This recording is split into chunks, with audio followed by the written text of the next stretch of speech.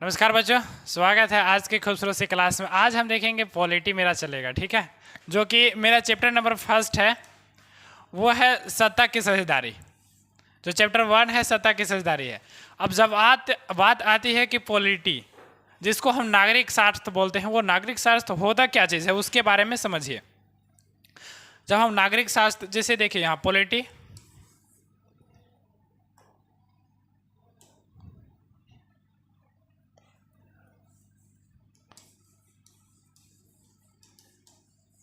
Polity इसको राजनीतिक विज्ञान, पॉलिटिकल साइंस ऐसे बोलते हैं, ठीक है। पॉलिटिकल साइंस बोलते हैं, ठीक है।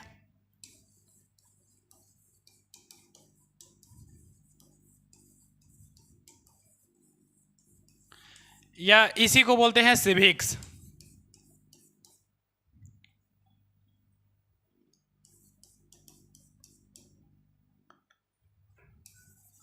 इसी को बोलते हैं सिविक्स। अब ये होता क्या चीज़ है, देखिए, अगर इसका हिंदी नाम देखेंगे तो इसको राजनीतिक विज्ञान बोलते हैं। राजनीतिक विज्ञान, राजनीतिक बोलते हैं या राजनीतिक विज्ञान बोलते हैं, इसको बोलते हैं नागरिक शास्त्र।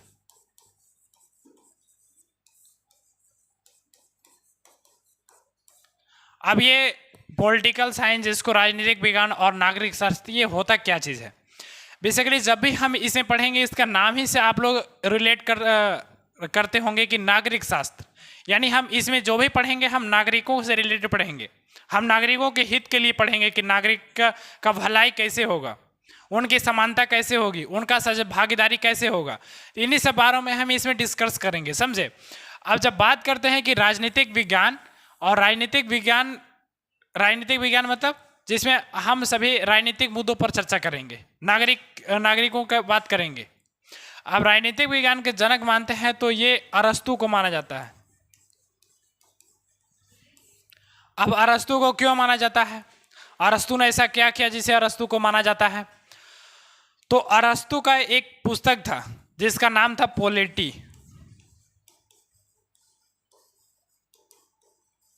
पॉलिटी। और इसी में यह चर्चा था कि हम भारत के लोग, यानी with the people, of the people, for the people, लोगों के द्वारा, लोगों के लिए, we the people,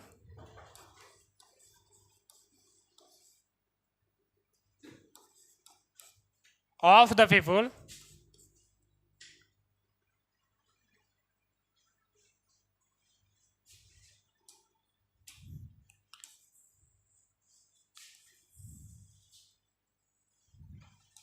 with the people,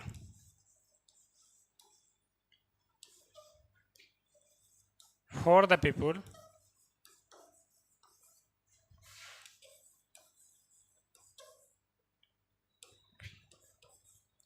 with the people, for the people, of the people।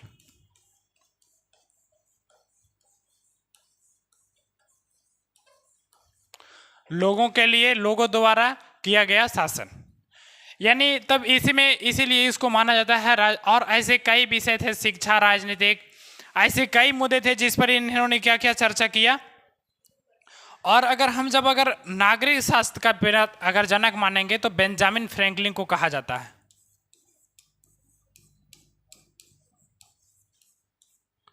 Benjamin Franklin,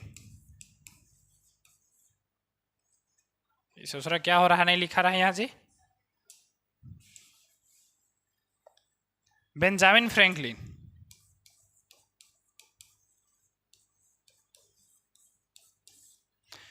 नागरिक शास्त्र के जनक किसको माना जाता है, बेंजामिन फ्रैंकलिन को माना जाता है। और अगर राजनीतिक विज्ञान का जनक मानेंगे तो अरस्तु को कहा जाता है। अरस्तु को क्यों कहा जाता है कि उसका नाम उसका पुस्तक था क्या सी, पॉलिटी, जिसका नाम पॉलिटी था। उसमें चर्चा था with the people, for the people, of the people, जिसमें शिक्षा, राजनीतिक और संस्कृति ऐसे कई मुद्दों पर चर्चा था, इसलिए माना जाता है कि इन्हीं को राजनीतिक विज्ञान का जनक माना जाता है, समझे। अब जब इसमें जो मेरा पॉलिटी का जो चैप्टर 1 रहेगा, चैप्टर मेरा 1 क्या चीज़ है, पॉलिटिकल साइंस।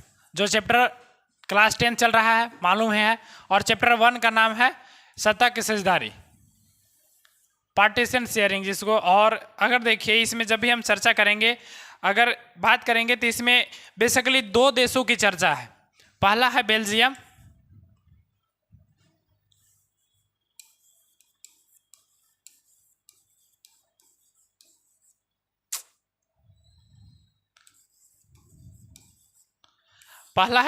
और दूसरा है श्रीलंका।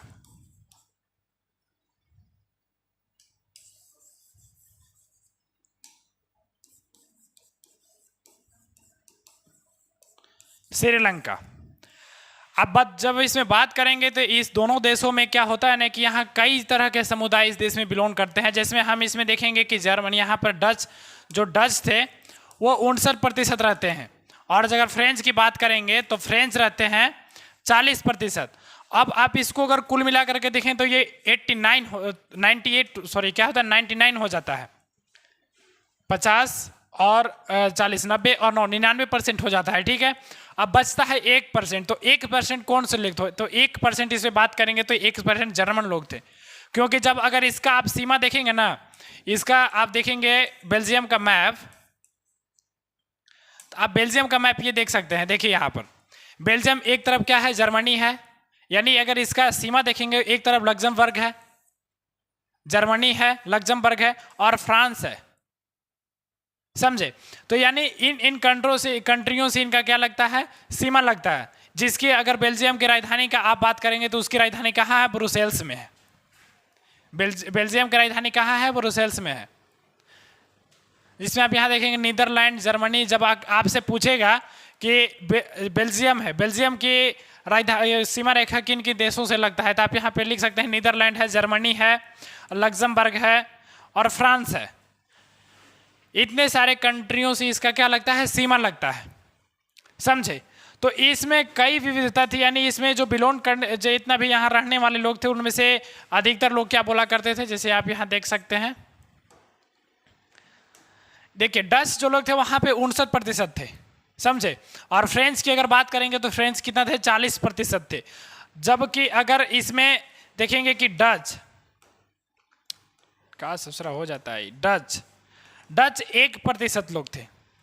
लेकिन बेल्जियम की राजधानी ब्रुसेल्स में अगर बात करेंगे तो ब्रुसेल्स में 80% अगर वहाँ जनसंख्या का फ्रेंच लोग होते हैं।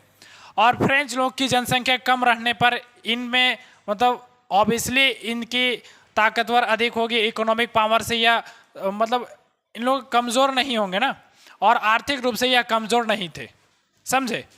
तो बात करते हैं आज मेरा कुल मिलाकर के जो रहेगा सत्ता की साझेदारी, और बेल्जियम और श्रीलंका के बारे में बात करेंगे और कुछ भारत के भी बारे में बात करेंगे। क्योंकि भारत में देखेंगे ना तो कई संप्रदाय के लोग रहते हैं, लेकिन यहाँ श्रीलंका की तरह होता है क्या, यहाँ सहेली भाषा को मिलता है राजभाषा क्या,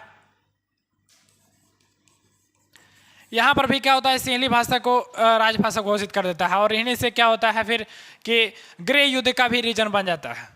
अब गृह युद्ध क्या होता है और यहाँ कैसे कैसे क्या हुआ उसके बारे में हम चर्चा करेंगे, समझे। और जब बात करते हैं कि साझा की साझेदारी क्या होता है, तो देखिए सत्ता की साझेदारी बेल्जियम, जिसमें अगर इसमें हम टॉपिक अगर डिस्कस करेंगे, यानी मेरा चैप्टर का नाम क्या है, सत्ता की साझेदारी है, जिसमें हम टॉपिक डिस्कस करेंगे कि सत्ता की साझेदारी क्या होता है। और बेल्जियम का समुदाय देखेंगे और श्रीलंका का समुदाय देखेंगे। बेल्जियम एक यूरोपीय कंट्री है, और श्रीलंका देखेंगे तो श्रीलंका जो हमारे भारतीय जो तमिलनाडु है उसका तटीय समूह है। आप नक्शा में यहाँ देखिए,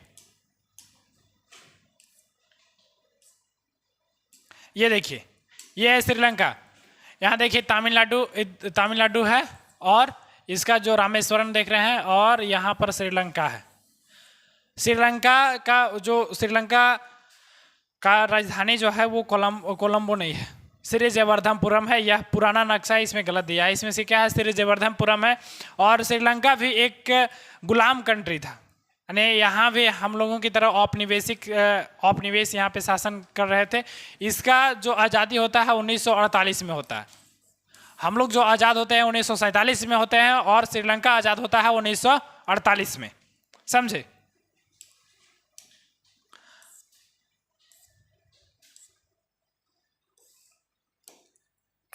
तो हम बात किए भाई बेल्जियम और श्रीलंका के बारे में, ठीक है। अब सत्ता की साझेदारी क्यों जरूरी है, इसका बारे में भी डिस्कस करेंगे। आखिर सत्ता की साझेदारी में क्या ऐसा रीजन है जो हमें सत्ता की साझेदारी चाहिए, क्यों जरूरी है, और इसको बोले कि लोकतंत्र का यह आत्मा भी होता है सच्चा जो सत्ता की साझेदारी होता है, तो ऐसा क्यों होता है, क्यों बोलते हैं इसे लोकतंत्र की आत्मा। तो इन सभी बातों पर हम यहाँ पर डिस्कस करेंगे और सत्ता की साझेदारी की आवश्यकता क्यों पड़ी इसका बारे में भी जानेंगे, और बेल्जियम की समझदारी क्या हुई, बेल्जियम क्या समझदारी इसमें दिखाया, कई समूह के लोग वहाँ पे कई जाति के लोग कई भाषा के लोग वहाँ बिलोंग करते हैं, तो क्यों उसने क्या समझदारी दिखाई, तो इसके बारे में हम बात करेंगे। और जब बात करते हैं कि श्रीलंका की समझदारी क्या हुई, समझदारी ये मूर्खता उसका क्या हुआ, उसके बारे में हम देखेंगे। यहाँ बहुसंख्यकवाद को माना गया, ठीक है। अब सत्ता की साझेदारी विभिन्न रूप, सत्ता की साझेदारी के कौन कौन से रूप होते हैं उसका बारे में हम यहाँ पर डिस्कस करेंगे।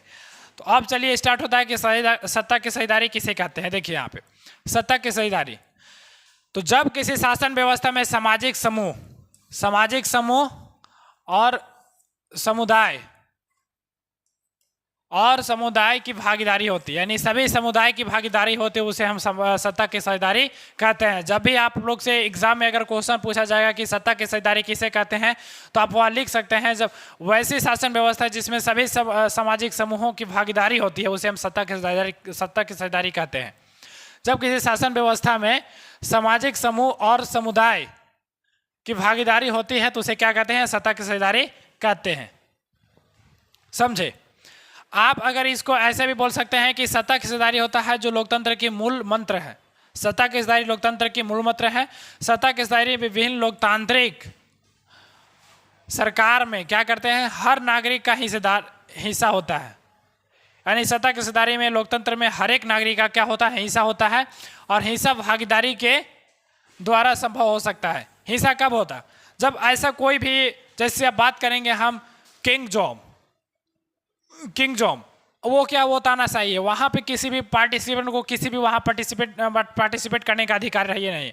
रिसेंटली चुनाव हुआ है तो आप देख सकते हैं कि कई ऐसे पार्टी के लोग चुनाव में लड़ रहे थे, अब जिनको ज़्यादा बहुमत मिला वो सरकार बनाएंगी। तो इस तरह से हर एक सामाजिक वर्ग और हर एक लोगों का क्या होता है, भागीदारी होता है, समझे। इस प्रकार शासन व्यवस्था में नागरिकों को इस बात का अधिकार होता है कि शासन के तरीकों के बारे में उन्हें सलाह ली जाए, यानी शासन का क्या तरीके उनके बारे में सलाह ली जाए। वो सलाह कैसे होगा, जब लोग चुनाव करके भेजेंगे ना। जैसे हम देखते हैं भारत में चुनाव की 2 प्रणाली होती है, first fast system and PRSTV method. ऐसे दो नियम होता है जिसमें PRSTV मेथड के द्वारा क्या होता है कि जब लोग इलेक्ट करके भेजते हैं तो वही किसी और को इलेक्ट करते हैं, समझे। तो इस तरह से भागीदारी होता है। अब सत्ता की साझेदारी क्यों जरूरी है, ऐसा क्या है कि सत्ता की साझेदारी क्यों जरूरी है। आप घर में अगर किसी का अगर देखेंगे घर में भी क्या होता है ना, अगर ज्वाइंट फैमिली है तो उसमें भी सत्ता की साझेदारी होना चाहिए, हर एक लोगों को अपने मत रखना चाहिए उसमें, समझे। तो आप घर में भी इसका दिमाग लगा सकते हैं कि घर में ऐसा क्या होता है, हम कैसे कर सकते हैं सत्ता की साझेदारी घर में। तो यही सब तो बच्चों को डेवलप करना है, इस चैप्टर में हमें यही सब डेवलप करना है, समझे। तो बात करते हैं कि सत्ता की साझेदारी क्यों जरूरी है। ये काहे ससुरा इधर उधर हो रहा है जी, चलो देखो यहाँ पे सत्ता की साझेदारी क्यों जरूरी है, समझे। अब बात करते हैं कि सत्ता के टकराव होते हैं ना, टकराव सॉरी नहीं बंटवारा, ठीक है, टकराव नहीं बंटवारा। सत्ता के बंटवारा के पक्ष में 2 तरह के तर्क की जाते हैं। जब भी अगर सत्ता के बंटवारा होगा तो उसमें 2 तरह के तर्क निकल के आते हैं, जो कि फर्स्ट तर्क क्या है, युक्तिपरक तर्क, और दूसरा है नैतिक तर्क। पहला क्या चीज़ है, युक्तिपरक, और दूसरा है नैतिक तर्क। इसको माइंड में रखेंगे, जब भी अगर क्वेश्चन 3 नंबर का पूछेगा या 5 नंबर के पूछेगा तो आप इस तरह से पॉइंट में कर करके लिख सकते हैं। अब युक्तिपरक क्या होता है और नैतिक तर्क क्या होता है, इस बारे में हम बात करेंगे। युक्तिपरक को हम समझदारी भी कह सकते हैं, समझदारी की भागीदारी भी कह सकते हैं, समझे। अब देखिए कि युक्ति तर्क और इसी को क्या कहते हैं, समझदारी तर्क। समझदारी तर्क या युक्तिपरक जो तर्क होता है वो हानि या लाभ पर जो परिमाणों पर आधारित होता है। यह बेसिकली किस पर होता है, यानी लॉस और प्रॉफिट पर, लॉस या प्रॉफिट।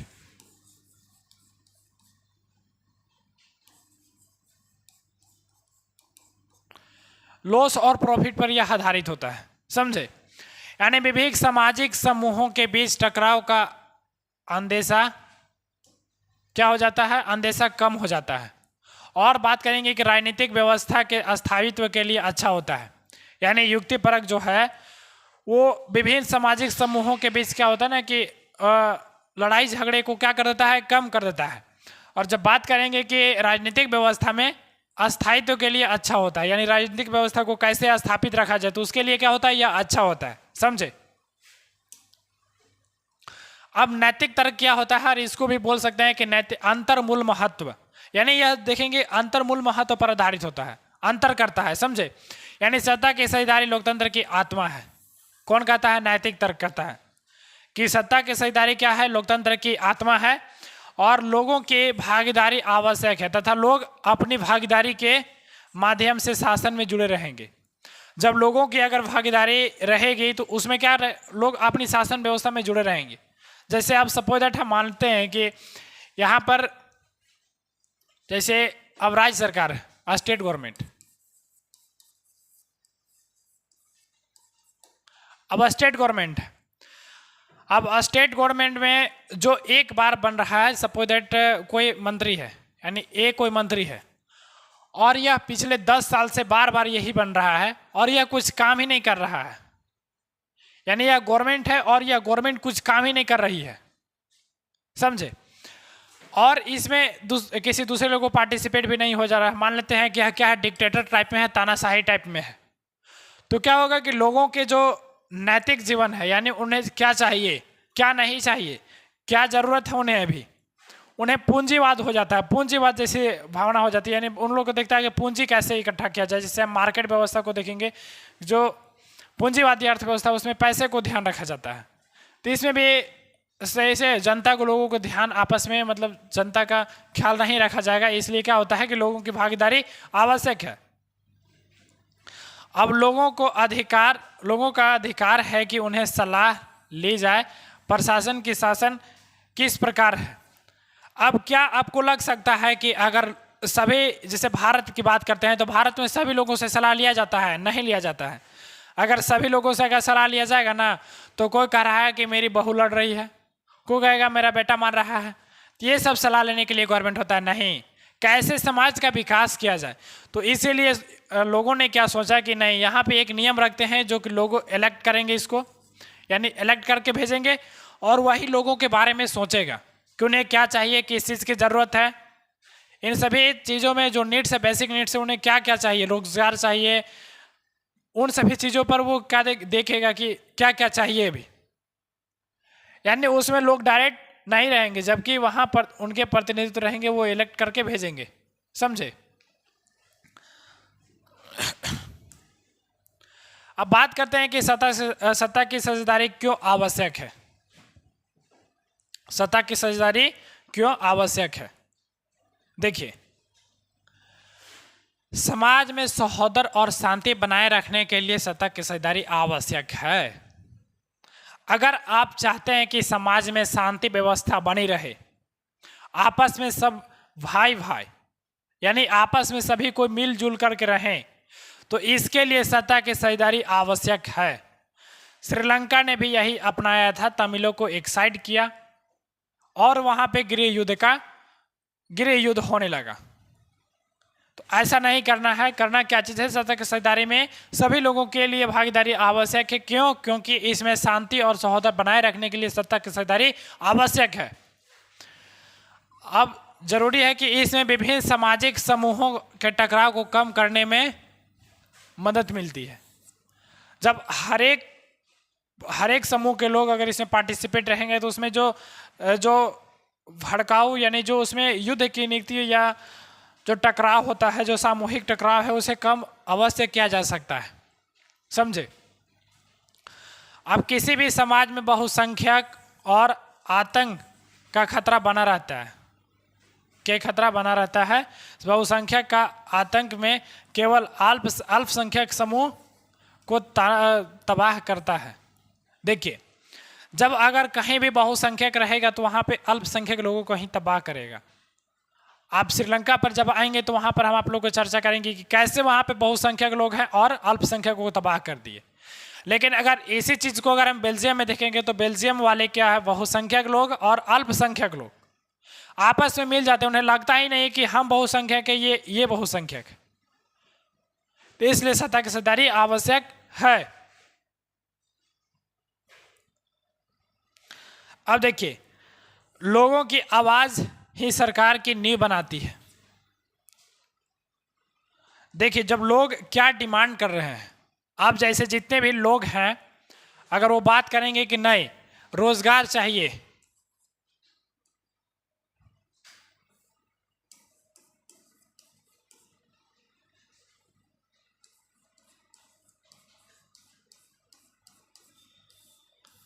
लोग चाहेंगे कि रोजगार चाहिए और जो गवर्नमेंट हमें रोजगार देगी हम उसी को वोट करेंगे, तो स्वाभाविक है कि लोग उस पर काम करेंगे, गवर्नमेंट उस पर काम करेगी। लेकिन लोगों को भी क्या चाहिए, लोगों को चाहिए कि हमारा धर्म कैसे, हमारा धर्म का बात कौन करेगा, रोजगार की आभार में धर्म का कौन बात करेगा। और यहाँ एक धर्म पार्टी और यानी अलग अलग धर्म पार्टी ही बढ़ जाती है, समझे। यहाँ पर क्या होता है कि लोग अलग अलग धर्म में बढ़ जाते हैं। जैसे आप बीजेपी को देखेंगे या कांग्रेस को, पार्टिकुलर हमें किसी भी पार्टी को कहने की जरूरत नहीं है, वो तो आप लोग समझदार हैं ही, समझे। यानी लोगों की आवाज़ ही सरकार की नींव बनाती है कि सरकार को किस लिए चाहिए, या इसलिए यह सरकार, इसलिए यह कहा जाता है कि जो लोकतंत्र की आत्मा सम्मान रखने के लिए सत्ता की साझेदारी जरूरी है। जब भी आप लोकतंत्र की बात करते हैं तो लोकतंत्र का सम्मान रखने के लिए क्या होता है, सत्ता की साझेदारी जरूरी है। जिसमें सत्ता की साझेदारी के दो कारण होते हैं, एक जो होता है सामाजिक जो समझदारी भरा कारण और समाज में टकराव और बहुसंख्यक के आतंक को रोकना। इसमें हम देखेंगे दो कारण होता है, सत्ता की साझेदारी के दो कारण होते हैं, जिसमें एक है क्या कि समझदारी भरा कारण, जिसको हम युक्तिपरक तर्क भी बोलते हैं, समझे। और एक होता है बहुसंख्यक आतंक को रोकने के लिए।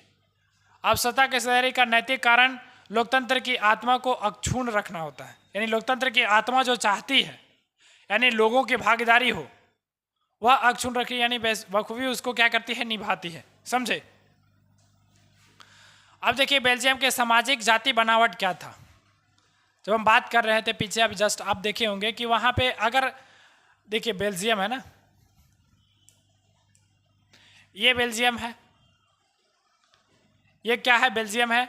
और बेल्जियम की राजधानी कहाँ है, ब्रुसेल्स में। आप देख सकते हैं, आप इसको याद भी कर लेंगे कि बेल्जियम की राजधानी कहाँ है, ब्रुसेल्स में। यह क्वेश्चन पूछा जा सकता है। तो बेल्जियम की राजधानी ब्रुसेल्स में क्या होता है कि यहाँ पे देखिए एक क्या है, बेल्जियम है। बेल्जियम क्या है, यूरोपीय देश है। अब अगर इसकी आबादी का बात करेंगे तो यह हरियाणा की आबादी से आधी है। हरियाणा की आबादी जितना है ना, हरियाणा का जितना पॉपुलेशन है उससे भी क्या है, आधा है। और जो इसके आबादी, जो इसकी जो सामाजिक बनावट है बहुत जटिल है। यहाँ पर क्या होते हैं कि 59% लोग क्या बोलते हैं, डच भाषा बोलते हैं, और 40% लोग फ्रेंच भाषा बोलते हैं। बाकी बचता है 1%, और 1% लोग क्या बोलते हैं, जर्मन भाषा बोलते हैं, समझे। अब देखिए यहाँ पर यह है इसकी राजधानी ब्रुसेल्स। अब यहाँ पर देखेंगे तो यहाँ 80% लोग हैं ना, यहाँ पे फ्रेंच बोलते हैं, और यहाँ पर 20% जो लोग हैं, ये 20% लोग डच भाषा बोलते हैं। अब स्वाभाविक है कि यहाँ पर जो लोग रह रहे हैं, यानी यहाँ पे सामाजिक टकराव होगा, या धीरे धीरे हुआ भी, यहाँ धीरे धीरे यहाँ टकराव होना स्टार्ट हो गया। यानी जिसकी राजधानी ब्रुसेल्स है, इस पर 80% आबादी फ्रेंच यहाँ पर क्या हो जाएगा, जो इसकी आबादी फ्रेंच भाषा है, जबकि उसकी 20% डच भाषा बोलती है, समझे। यानी अल्पसंख्यक फ्रेंच भाषी लोग तुलनात्मक रूप से ज़्यादा समृद्ध थे। अगर बात करेंगे तो अल्पसंख्यक जो लोग थे वहाँ, मतलब स्वाभाविक है कि लोग क्या हैं, उसमें कम जनसंख्या में है, तो वह समृद्ध होंगे, ताकतवर होंगे, और वह आर्थिक रूप से मजबूत होंगे।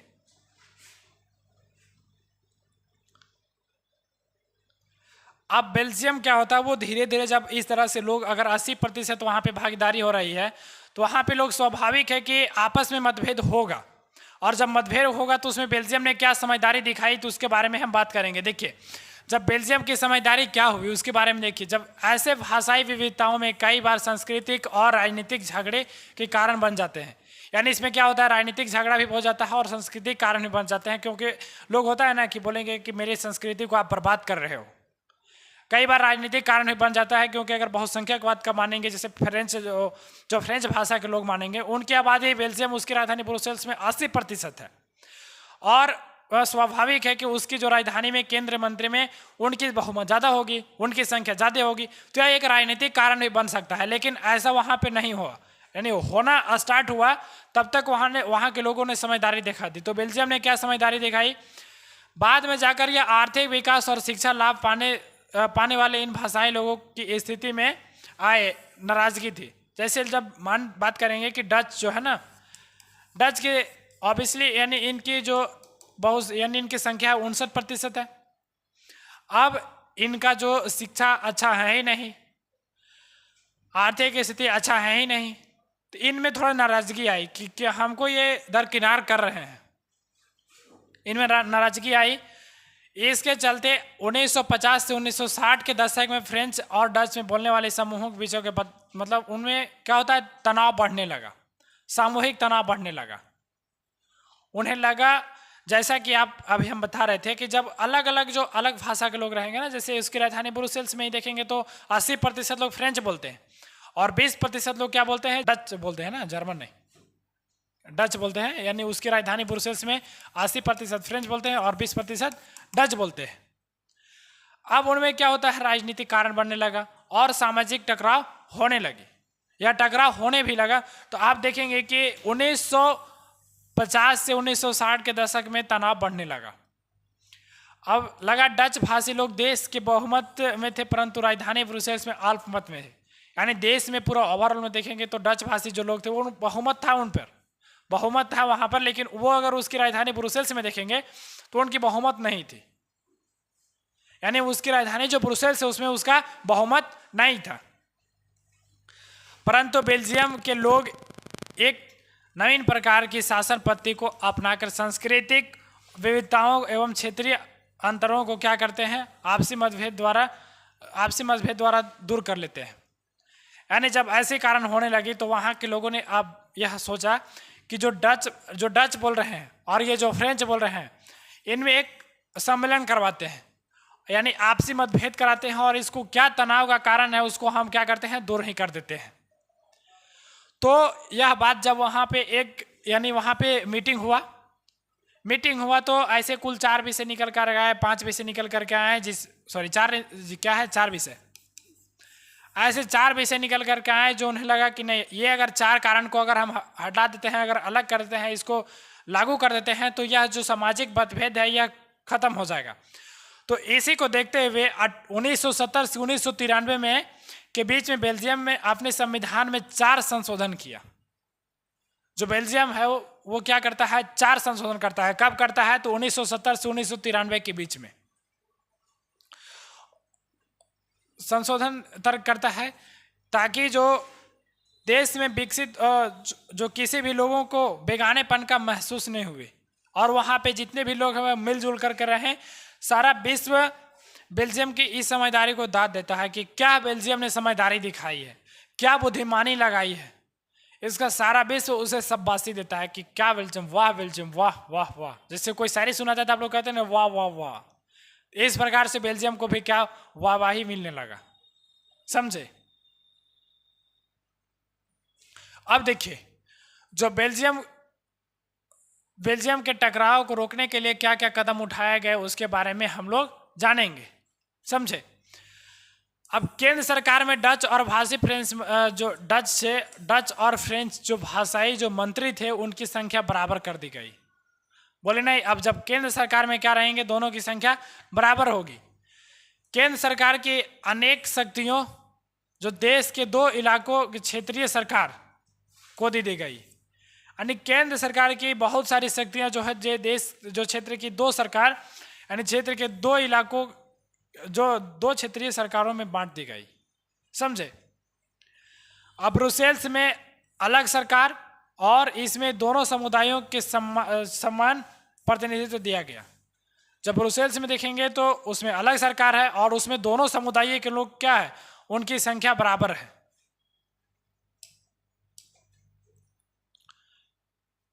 अब सामुदायिक सरकार का निर्माण कैसे होता है? सामुदायिक सरकार भी यहाँ पे यहाँ पे 4 प्रकार के सरकार थे, समझे? तो एक सामुदायिक सरकार भी है, इसका चुनाव संबंधित भाषा लोगों द्वारा होता। जो देखिए, जो सामुदायिक सरकार थी उनका जो चुनाव होता था ना, वो भाषाई लोगों के द्वारा ही होता था।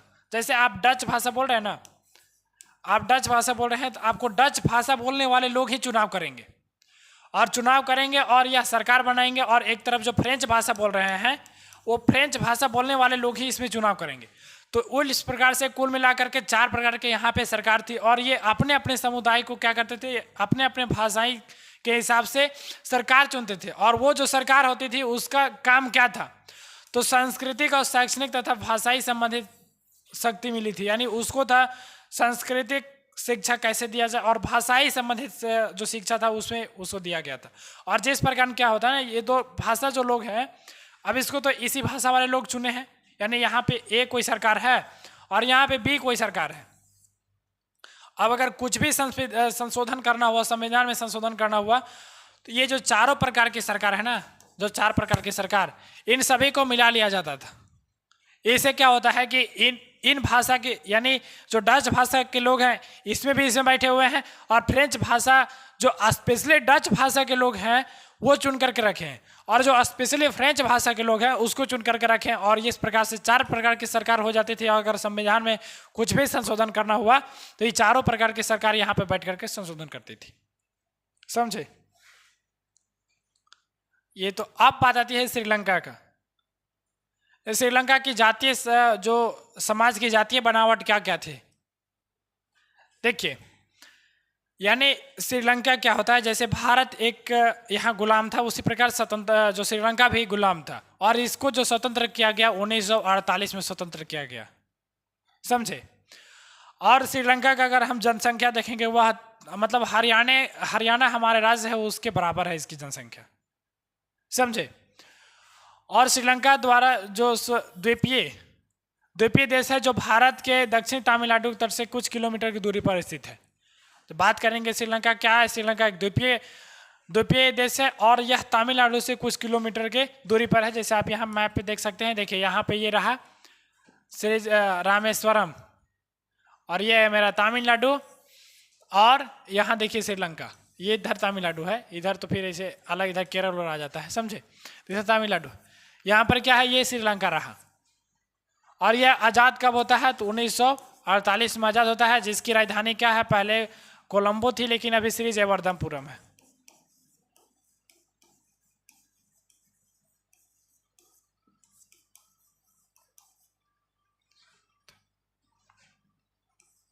जयवर्धनपुरम, इसकी जो राजधानी है श्री जयवर्धनपुरम है, समझे?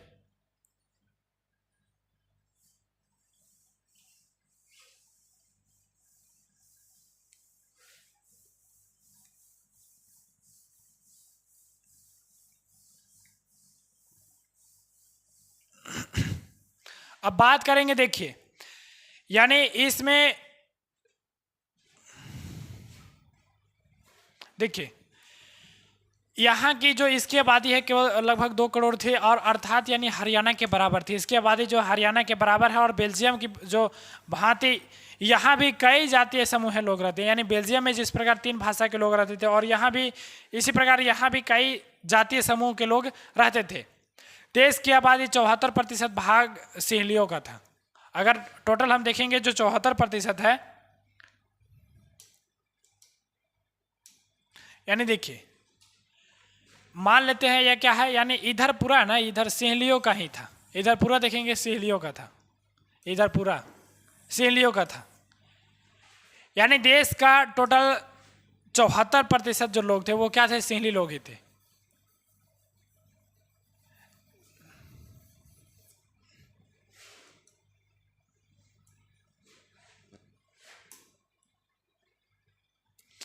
यहाँ पर क्या होता है, 74% लोग क्या थे, सिंहली थे। सिंहली थे, जबकि वहीं पर 18% लोग क्या थे, तमिल थे। और जिसमें देखेंगे कि भारतीय तमिल 13% थे और बाकी वहीं के अलग तमिल थे। और कुछ उस समय के जो लोग गए थे ना औपनिवेशिक के समय, जब वहाँ पे बगानों पे काम करने गए थे, जैसे हम भारत में राष्ट्रवाद के उदय पढ़ते हैं, तो उस समय वहाँ जो गए और वहीं बस गए। बाकी भाग छोटे छोटे जातीय समूहों जो ईसाइयों के समुदाय थे। अब देखिए यानी 74% लोग क्या थे, सिंहली थे। और देखेंगे 18% लोग क्या थे, तमिल थे। अब बात करते इसको जोड़िए तो 8 4 12 एक 2 हासिलात में 1 7 और 1 8 1 9 92% हुआ। और बाकी 8% कौन है भाई, तो 8% हम देखेंगे तो ईसाइयों मुसलमानों, ईसाई लोग मुसलमान, ऐसे कई जाति लोग यहाँ पे 8% में थे, समझे। अब वहाँ पे क्या होता है कि समाज के जो श्रीलंका के समाज की जातीय बनावट, यानी वहाँ की जातीय बनावट क्या था उसके बारे में देखिए। यानी वहाँ पे जातीय बनावट में क्या क्या हुआ। यह सन 1948 में स्वतंत्र हुआ। श्रीलंका एक द्वीपीय देश है, ये तो हम डिस्कस कर लिए ना। यानी वहाँ पे ईसाइयों और मुसलमानों कितना प्रतिशत, 8% लोग, ये सभी लोग थे। इनमें अगर बात करते हैं ये सब जो हम लेकर है ना, ये सब पूछा जाता है। जैसे वहाँ पे अगर तमिलों की हम बात करेंगे कितना प्रतिशत, 74%। सॉरी क्या है ये, सिंहलियों का 74%, तमिलों का कितना है 18%। कुल कितना हो गया 92%, बचा 8%। 8% मुसलमानों और ईसाइयों का था, समझे। यह क्वेश्चन पूछा जा सकता है आप लोग से। अब श्रीलंका में टकराव का कारण क्या था, देखिए।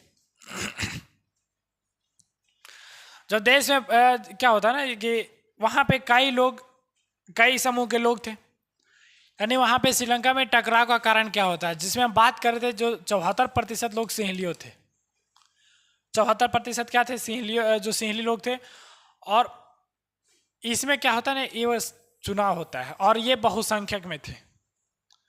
और बहुसंख्यक में होने के कारण क्या होता है, वहाँ के सरकार में इन्होंने दबाव बनाता है। ये जो है ये वहाँ के सरकार में क्या करते हैं, दबाव बनाते हैं।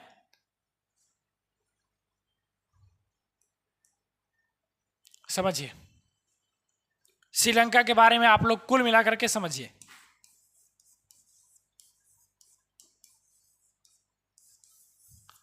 श्रीलंका की कुल आबादी का आप देखेंगे तो जो डच क्या चीज में, डच नहीं, सिंहली,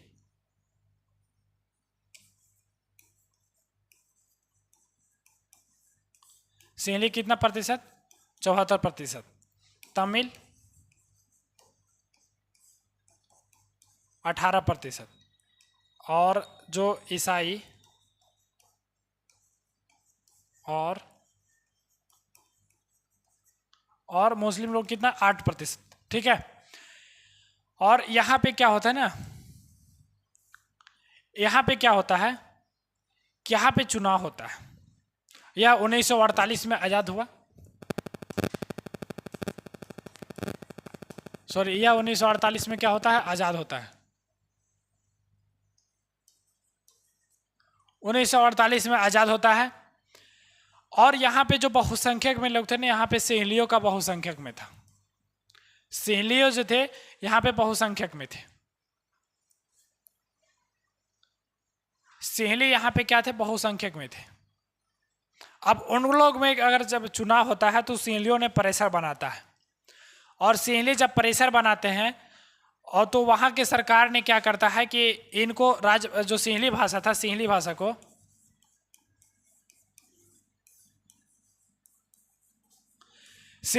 को राजभाषा घोषित कर देता है। और वहाँ के जो बौद्ध लोग थे, बौद्ध लोगों का और इनको मतलब बौद्ध लोगों को कहा जाता है संरक्षण दिया जाने लगा, आरक्षण, मतलब इन लोगों को प्रायोरिटी दिया जाने लगा।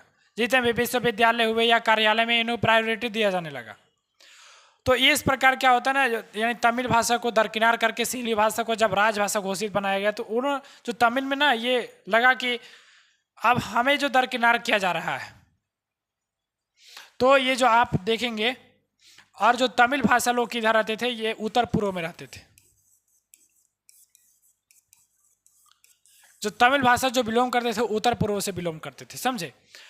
अब इन्हें आपसे युद्ध होने लगा, यानी गृह युद्ध का कारण भी बन गया। अब गृह युद्ध क्या होता है, देखिए गृह युद्ध क्या होता है। वैसे समुदाय, जैसे यहाँ पे देखिए गृह युद्ध का कारण क्या बनता है, यानी इधर ए कोई भाषा वाला है, यानी ए कोई अपना, यानी यहाँ भी ये कह सकते हैं ये जो ए समुदाय है, देखिए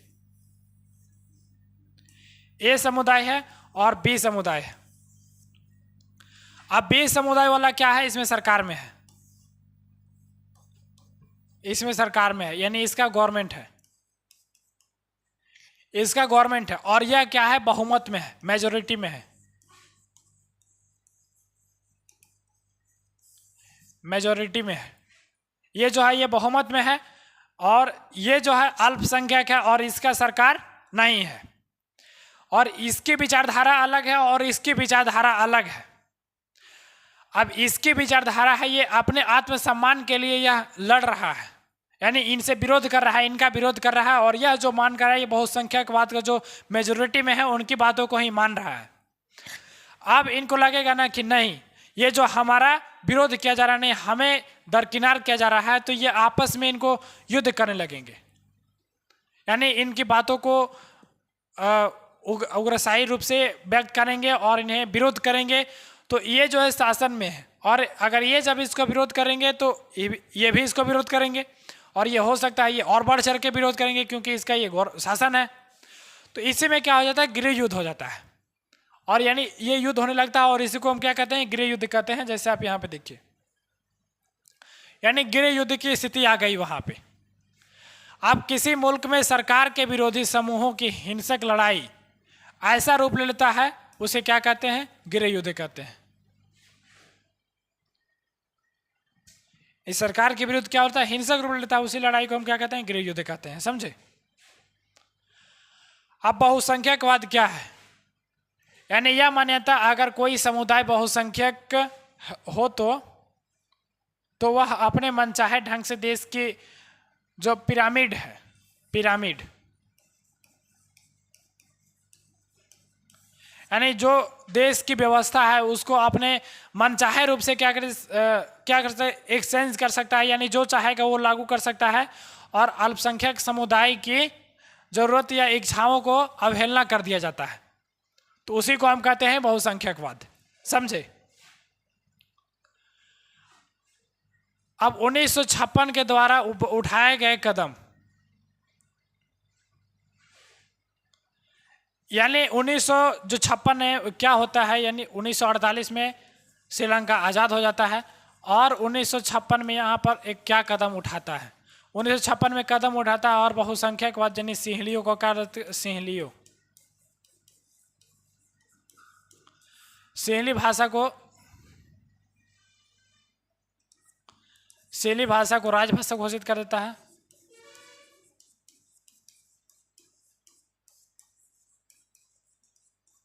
राजभाषा घोषित कर देता है, सिंहली भाषा को राजभाषा घोषित करता है, और वहाँ के विश्वविद्यालय हो या सरकारी नौकरियों में जो सिंहली लोग थे उन्हें प्रायोरिटी दिया जाता है, और जो बौद्ध मठ को संरक्षण दिया जाता है, और बौद्ध धर्म जो मानने वाले उनको भी क्या दिया, संरक्षण दिया जाता है। बौद्ध, बेहद नहीं बौद्ध होगा, बौद्ध मठ को क्या संरक्षण दिया जाता है। और तमिल भाषा को क्या कर दिया गया, दरकिनार करके सिंहली का एकमात्र राजभाषा घोषित कर दिया गया, जिसके तमिलों की अवहेलना हुई। इस प्रकार क्या होगी, तमिलों की अवहेलना हुई।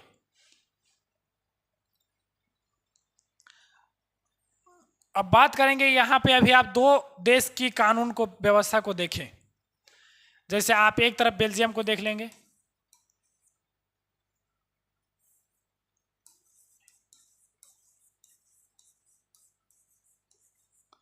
एक तरफ बेल्जियम को देखें और एक तरफ श्रीलंका को।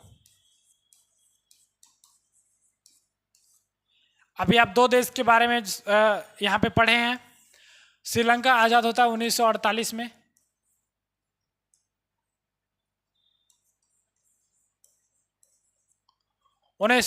यह आज़ाद होता है।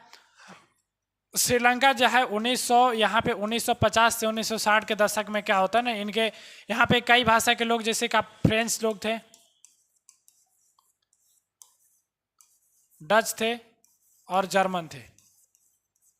यहाँ भी कौन कौन लोग थे, यहाँ पे सिंहली सिंहली भाषा वाला, तमिल भाषा वाला,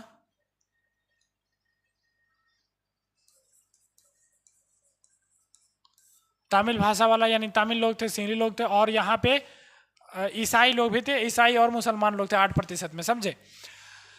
अब देखेंगे कि यहाँ 1970 से 1960 में क्या होता है, टकराव बढ़ने लगता है। तो फिर इन्होंने क्या करता है कि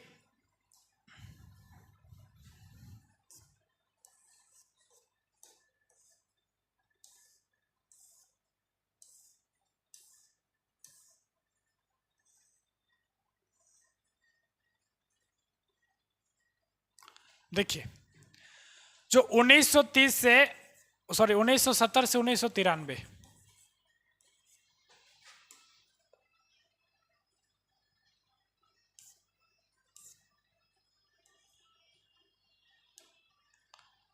है ना, 1970 से 1993,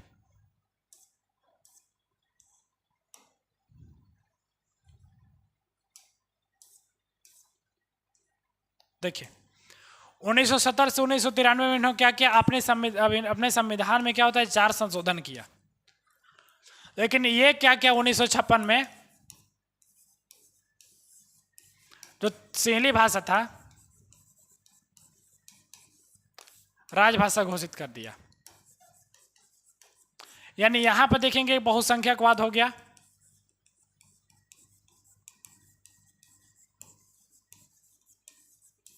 यहाँ पे बहुसंख्यकवाद हो गया, जबकि यहाँ पे आप देखेंगे तो लोकतंत्र, इसी को सही मायने में लोकतंत्र कहते हैं, या इसी को सत्ता की हिस्सेदारी कहते हैं, यानी पार्टिसिपेट बोलते हैं। हर एक लोगों के यहाँ पे क्या होता है, पार्टिसिपेट होता है, समझे। अब इसमें क्या होता है कि 1998 आते आते यहाँ पर क्या हो जाता है ना, गृह युद्ध का कारण बन जाता है, समझे।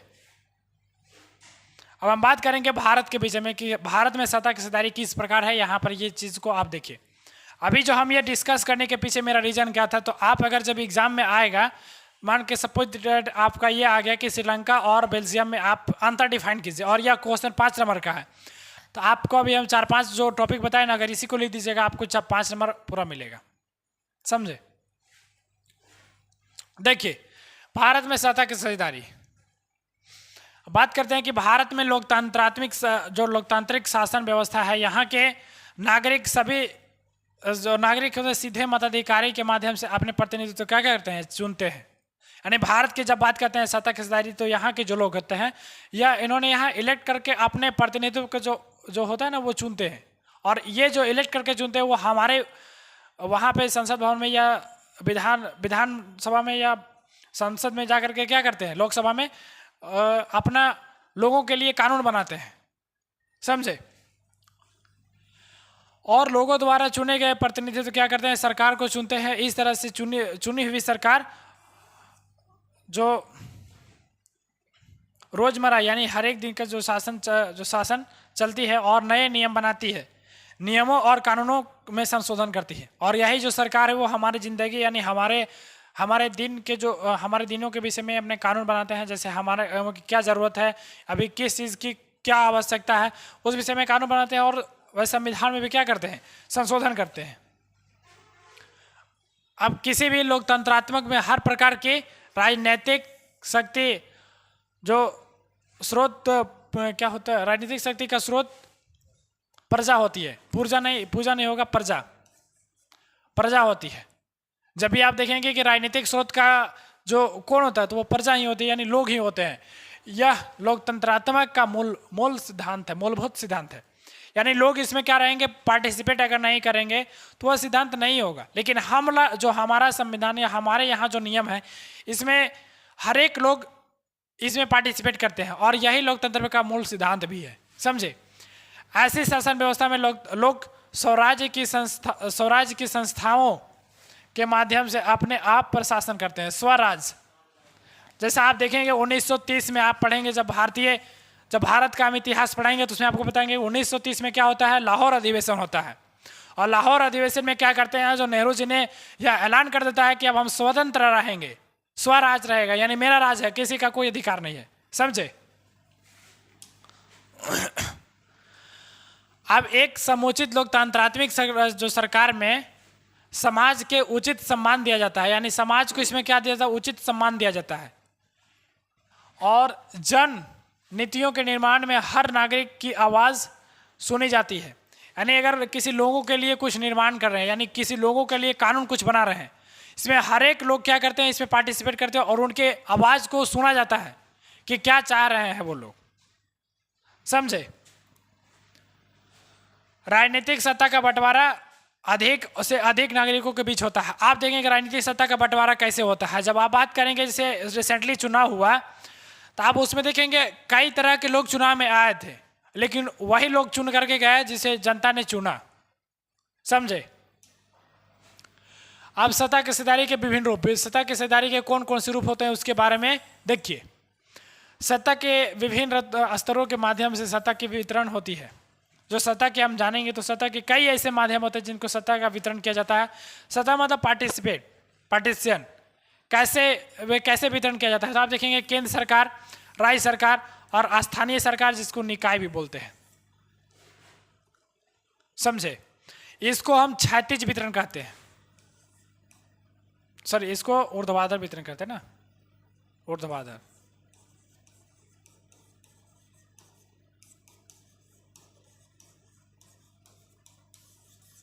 इसको हम ऊर्ध्वाधर वितरण भी कहते हैं, समझे। अब सत्ता का क्षैतिज वितरण, यानी क्षैतिज वितरण क्या होता है, जैसे ये देखिए, ये कुछ यानी हॉरिजॉन्टल लाइन ऐसा ही होता है, क्षैतिज, ठीक है। अब देखिए क्या होता है, विधायिका, कार्यपालिका और न्यायपालिका। आप पिछले अध्याय में पढ़ करके आए हैं, पिछला क्लास में पढ़ करके आए हैं कि आज जो विधायिका का काम क्या होता है, कार्यपालिका का काम क्या है, नागरिकता का क्या, सॉरी जो न्यायपालिका का काम क्या चीज़ है। विधायिका का काम है कानून बनाना, ये करती है, कानून को लागू करती है। और जो अगर ये कानून को लागू करती है और अगर ये वैसे व्यक्ति जो कानून को नहीं मानते हैं उन्हें ये यहाँ भेजती है और न्यायपालिका उन्हें सजा सुनाती है और न्याय करती है उस विषय में, समझे। और देखिए ये तीनों लोग जो होते हैं ना, तीन लोग आपस में जुड़े हुए हैं और तीनों नियंत्रण आपस में बनाए भी रखते हैं। अगर ये कुछ गड़बड़ी करने लगा तो ये उन्हें तुरंत बोलेगा कहाँ जा रहा है, इधर आओ, इधर आओ, इधर आओ, इधर आओ, इधर आओ, कहाँ जा रहा है, इधर आओ, इधर आओ, मारेगा। ऐसे कलर पकड़े, मारे दो झाप, बड़ी तुम उड़ रहा था, समझा। और अगर ये उड़ने लगा तो बोलेगा आओ इधर, इधर आओ, आओ इधर आओ, इधर आओ। हाँ अभी ये कलर ने पकड़ा था, ये ऊपर माथा पकड़ेगा, अब मारेगा दो झाप और गिनेगा एक झाप, समझा। अब विभिन्न, यहां भी विभिन्न कैसे हैं, विभिन्न मतलब इसको विभिन्न नहीं बोलेंगे, ठीक है, भिन्न। यह भिन्नता कैसे है वो बारे में देखिए। सामाजिक समूहों में भिन्नता, जैसे मुसलमान, भाषाई और धार्मिक समूहों के बीच सत्ता की वितरण, जैसे बेल्जियम में सामुदायिक सरकार हुआ, ये होती विभिन्नता, समझे। विभिन्न क्षैतिज वितरण, ये तो हम समझ लिए, क्षैतिज कानून का निर्माण करना और लोकसभा, राज्यसभा, राष्ट्रपति। कार्यपालिका वो क्या करती है, कानून का क्या करती है, जो कार्यपालिका का काम क्या है, कानून का क्रियान्वयन करना। और प्रधानमंत्री और मंत्रिपरिषद तो नौकरशाह होते हैं, इसमें आते हैं कार्यपालिका में, समझे। जैसे और इसमें देखेंगे न्यायपालिका में तो कानून का व्याख्या करना, न्यायपालिका का क्या है, कानून का व्याख्या करना, जिसमें सुप्रीम कोर्ट, हाई कोर्ट और डिस्ट्रिक्ट कोर्ट आते हैं, समझे। ऊर्ध्वाधर वितरण ये तो हम समझ ही लिए। अब देखिए ये जो लास्ट टॉपिक मेरा रहेगा, सत्ता के ऊर्ध्वाधर वितरण और क्षैतिज वितरण। ये क्वेश्चन पूछा गया है और यह इंपॉर्टेंट क्वेश्चन भी, आप इसको याद कर लेंगे, समझे। अब ऊर्ध्वाधर वितरण क्या होता है और क्षैतिज वितरण क्या होता है उसके बारे में समझिए। इसके अंतर्गत सरकार के विभिन्न स्तरों, जैसे केंद्र हो गया, राज्य हो गया और स्थानीय सरकारों में क्या होता है, सत्ता का बंटवारा होता है। किसके द्वारा, ऊर्ध्वाधर वितरण के द्वारा। ऊपर हो गया केंद्र सरकार, राज्य सरकार और स्थानीय सरकार के द्वारा सत्ता का क्या होता है, बंटवारा होता है। जबकि आप क्षैतिज वितरण का बात करेंगे तो इसमें इसके अंतर्गत सरकार के विभिन्न स्तरों आते हैं, जैसे विधायिका, कार्यपालिका और न्यायपालिका। इसमें उच्च स्तर से निम्न स्तर का आता है, जबकि इसमें क्या होता है, PR रहकर, यानी एक ही स्तर पर रह करके, PR नहीं, एक ही स्तर पर। इसमें यानी इनमें क्या होता है, एक ही स्तर पर रह करके, यानी सभी क्या होते हैं अपने अपने स्तर पर, यानी एक ही स्तर पर है, कोई इसमें बड़ा और छोटा नहीं है। और वो सब में भी अपने आप में क्या करते हैं, प्रत्येक अंग के एक दूसरे पर नियंत्रण रखते हैं। जबकि इसमें क्या होता है, विभिन्न अंग अंग उच्चतर और अंगतर के अधीन होता है। जैसे आप बात कर सकते हैं केंद्र सरकार, तो इसके अंदर जो राज्य सरकार रहेगी,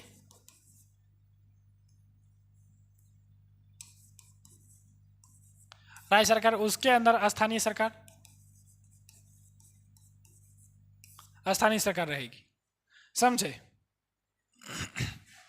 अब देखिए वस्तुनिष्ठ, जो वस्तुनिष्ठ प्रश्न है जिसे हम एमसीक्यू बोलते हैं, मल्टीपल चॉइस क्वेश्चन, ये हम नेक्स्ट क्लास में डिस्कस करेंगे। अगर क्लास अच्छा लगेगा तो आप लोग को कमेंट सेक्शन में बताना है कि सर क्लास अच्छा लगा, और पढ़ाई करते रहना है, ठीक है। और कैसे क्या क्या तरीका होता है वो सभी कुछ बताएंगे। ये पीपीटी भी आप लोग को दे दिया जाएगा बहुत जल्दी में, समझे? तो ठीक है, मिलते हैं नेक्स्ट क्लास में, तब तक के लिए बाय, जय हिंद।